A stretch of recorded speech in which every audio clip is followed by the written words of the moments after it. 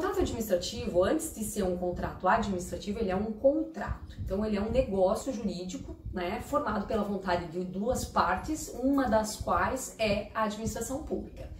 Essa vontade, ela precisa ser livre, né? Ela tem que ser expressa formalmente.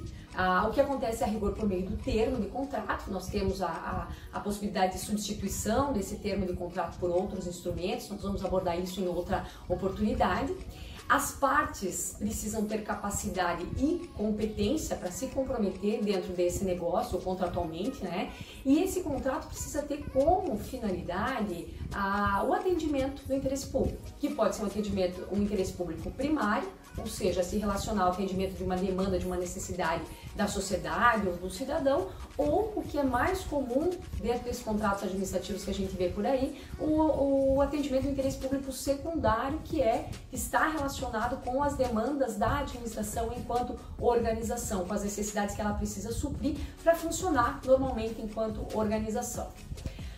Em termos de objeto, o contrato administrativo ele não se difere do contrato privado. Ou seja, a administração pública compra, vende, contrata serviço, contrata obras. Então, ressalvadas algumas situações muito específicas, essa é a realidade. Alguns desses ajustes, claro, como por exemplo as concessões, as autorizações, recebem nomes diferentes, né? Mas a essência, o que a administração busca e o que o contratado precisa executar não tem muita diferença em relação aos contratos do setor privado.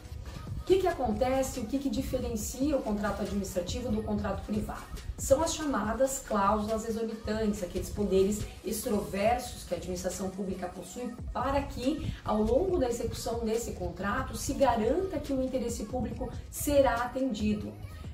O que se diz, né, e o que se verifica, o interesse público é mutável, ele pode ser mutável durante todo o prazo de duração do contrato, então seria correto que a administração pública pudesse interferir nesse contrato ao longo dessa execução sem ter que realizar uma nova licitação, uma nova contratação, o que tornaria todo o procedimento ineficiente e prejudicaria o atendimento do interesse público final, enfim, né?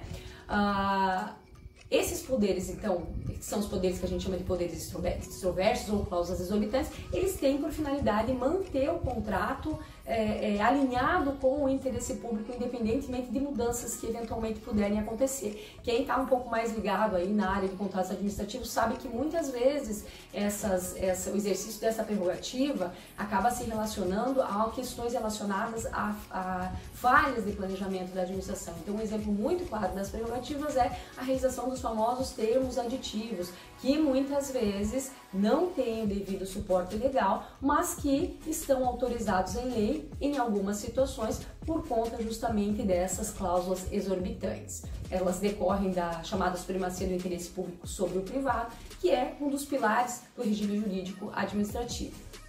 A gente vai falar especificamente sobre as cláusulas exorbitantes em outro vídeo, para não me delongar aqui muito, né? Essas prerrogativas, elas não estão presentes nos contratos das estatais, é importante pontuar aqui, porque nós vamos falar sobre os contratos das estatais também, elas não estão presentes nos contratos das estatais, fazendo com que haja um repensar de totalmente ou integral desses ajustes, né? Inclusive havendo quem esteja suscitando a questão do ponto de vista da classificação desses contratos como contratos administrativos. E por fim, para a gente fechar rapidinho, para não me alongar demais, é muito importante saber que os contratos administrativos, eles têm a característica da reciprocidade, o que faz com que eles sejam diferentes dos convênios, que é a união de esforços para a consecução de um objeto comum. Então, no contrato, uma parte quer a coisa, o objeto, a outra parte quer a remuneração, ok? Até o próximo vídeo.